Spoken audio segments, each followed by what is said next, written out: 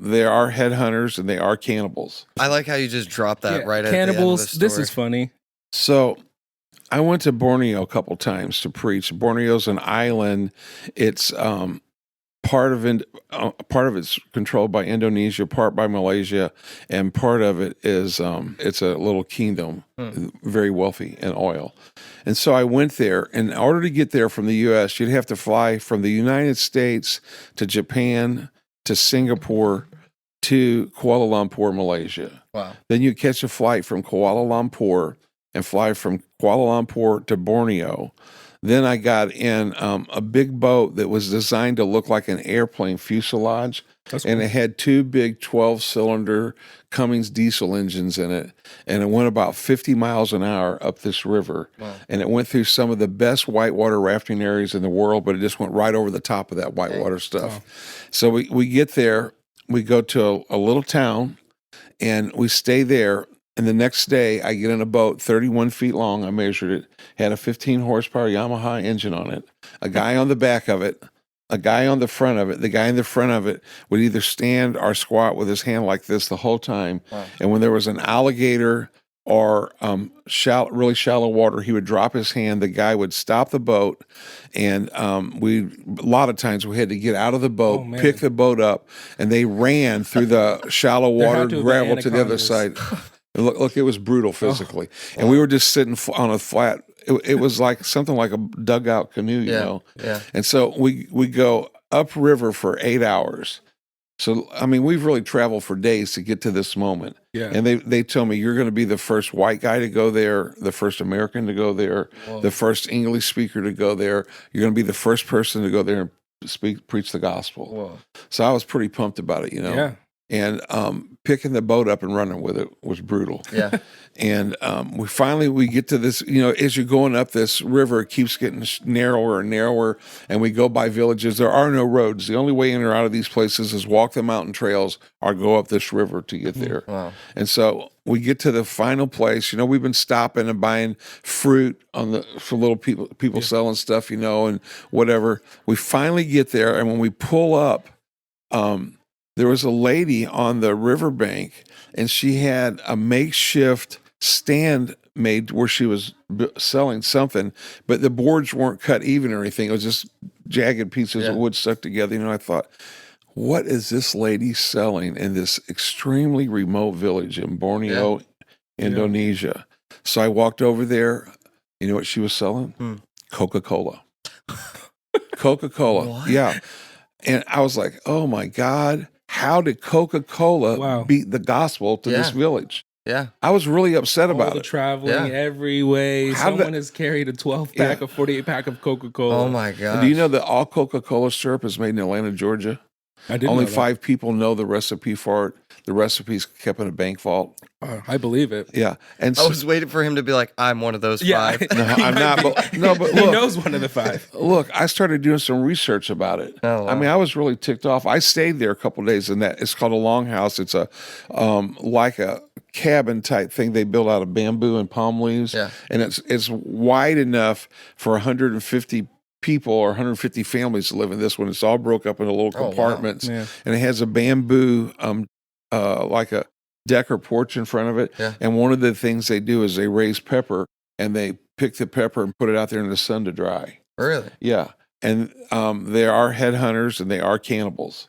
And so, like, one day, this is kind of funny. My brother-in-law was with I like how you just dropped that right at Cannibals. the end of the story. This is funny. Like, he's about to go into a Cannibals story. love Coca-Cola, apparently. Yeah. So, no, I never thought of that. Hey, man, that tongue was gross. Let me have a little Coca-Cola. Yeah, let me That wash it tongue down. was gross. So they had a way they would put a pipe in water upstream from where their longhouse was, and it would just catch that water and run it through a conduit Just like down gravity to the would house. pull it Right, down. exactly. Wow. So the longhouse was about 150 feet from the edge of the river, and about halfway down there was just a spigot. Not really a shower head, just a PVC pipe, and you could go stand down there and take a shower. Wow. So extremely hot. Very remote. Extremely hot. So I'm there that night. I'm speaking to people, and I'm sitting on one of 2 chairs in the whole longhouse with 150 families in it. They sit on the floor normally. The chief is sitting on this side of me. He's got tattoos everywhere, the kind where they hammer. It's called a hammer tattoo. I want one of those. And I want one too. I should have got one while I was there. Anyhow, I've been told that anytime they take a head, they put a dot tattoo on their knuckle. And this guy had knuckles dots everywhere. Whoa. He was an old guy, and his wife is sitting on the floor next to me. So just imagine I'm sitting here and she's right here. Yeah. So pretty soon she leans over. She puts her arm up on my leg. And I'm looking at her. The translator's on the other side. I'm looking at her, looking at the chief, looking at her, looking at the chief. All of a sudden, she starts scratching my leg. And I said to the translator, "Hey, dude, the chief's wife is scratching my leg. Am I in danger?" He goes, "What?" I said, all these people are standing around listening to us. What? I said, "Yeah, the chief's wife, man, she's laid over on me. She's scratching my leg. Am I in danger?" He goes, "Oh my God, Jack, among the Iban people, scratching is the highest form of affection. You're in. You're in. You're in." Dude, I knew when I told my wife to ask to scratch my back. I've always known that. It's cultural. So anyhow, I did some research. And so back in the 30s, Coca-Cola was in competition with Pepsi. And they had a meeting of their board of directors and they said, how can we become the number one soft drink maker in the world? In the world. So they came up with a couple of things that they had to do. If they wanted to be the number one in the world, they had to put their best people in the international department. Right. If they wanted to be number one in the world, they had to have the best distribution system in the world. And number three, if they wanted to be number one in the world, they would have to risk the future of the company by investing so much money into the international department. Yeah. So that's what they did. Yeah. And there's tankers that crisscross the ocean full of Coke syrup. Yeah. And they have the world's best distribution. They put their best people, they called people in from other nations and said, you're going to be in this international department and you're going to help us reach the world. Right. And so they put the money in it, okay? So I started figuring that out and I started thinking, man, this is crazy. You can't believe how many times in the last 45 years I've been a missionary, I go to a pastor and say, hey, man, I saw this couple in your church. They're really sharp. They're really great. I think they would make great missionaries. Will you let me recruit them? And you know what the pastor would say? What? That's one of the best families in my church. I can't lose them. And you know what I say to that? It took me a while to figure it out. But I just look at the pastor and say, so you're saying if I ask for the worst couple in your church, I could recruit them, but I can't have the best. That's what Coca-Cola did. They did the best. Yeah. So look, the first time I used to preach a message called The Gospel According to Coca-Cola. And I love it. The first time I spoke, it was in Clinton, Louisiana, in a small town. And it's a church I've been part of for years and years. When I got through speaking, this guy came up to speak with me, and he was dressed in a very fine tailor-made suit. I noticed as soon as he walked up, this guy's got it going on. Yeah. And he said, son, I want to know how the heck you know that story. Wow. I said, well, I read Reader's Digest. He started laughing, but you can learn a lot from Reader's Digest. Yeah. And so I said, no, I just did some research on it. He goes, well, look, I'm going to tell you, your story is spot on. I said, it is? He said, yeah, I'd never been to this church before, but I just retired from Coca-Cola and I was a vice president in the international department. We need to get you to come to Atlanta and tell our story. Wow.